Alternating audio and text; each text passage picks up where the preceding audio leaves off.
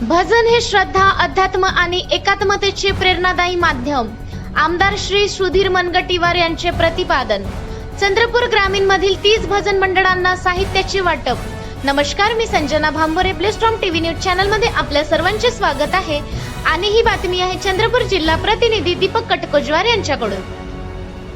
भजन हे केवळ भक्तिगीत नसून ते समाजात श्रद्धा, एकात्मता व अध्यात्म जागविणारे समाजाच्या एकतेचे प्रेरणादायी माध्यम आहे, असे प्रतिपादन राज्याचे माजी वने, सांस्कृतिक कार्य व मस्त व्यवसाय मंत्री आमदार श्री सुधीर मुनगंटीवार यांनी केले.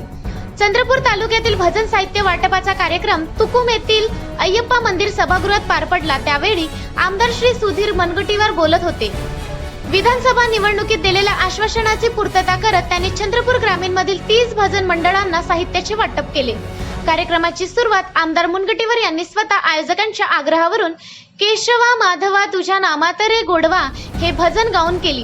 कार्यक्रमाला जिल्हाध्यक्ष हरीश शर्मा, भाजपा नेते रामपाल सिंग, श्रीनिवास जंगमवार, नामदेव आसुटकर, मनोज मानकर, शांताराम चौखे, फारुख शेख, गौतम निमगडे, चंद्रकांत धोरडे, देवानंद थोरात, रुद्र नारायण तिवारे, नागेश कडूकर, अनिताताई भोयर, रोशनी खान, केमाताई रायपुरे, वनिता आसुटकर, गीताताई वैद्य, गीता सिंग, अरविंद बोरकर, अमोल जगताप, अतुल पिल्लरवार, मुक्ताई एरगुडे, सुरेखाताई थोरात, मोनी आसवानी, रंजनाताई किन्नाके, दयानंद पंकुवाले, शंकर खत्री, घनश्याम यादव आदींची उपस्थिती होती.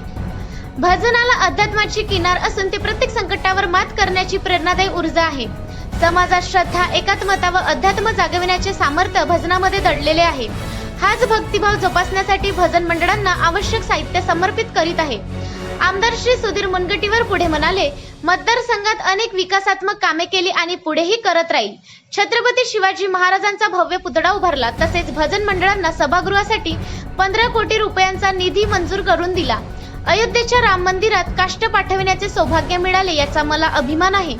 संसद भवनाचे दरवाजे तसेच पंतप्रधानांच्या कार्यालयातील खुर्ची ही आपल्या मतदारसंघातील बल्लार पुलच्या लाकडापासून तयार झाली आहे. ही गौरवाची बाब आहे.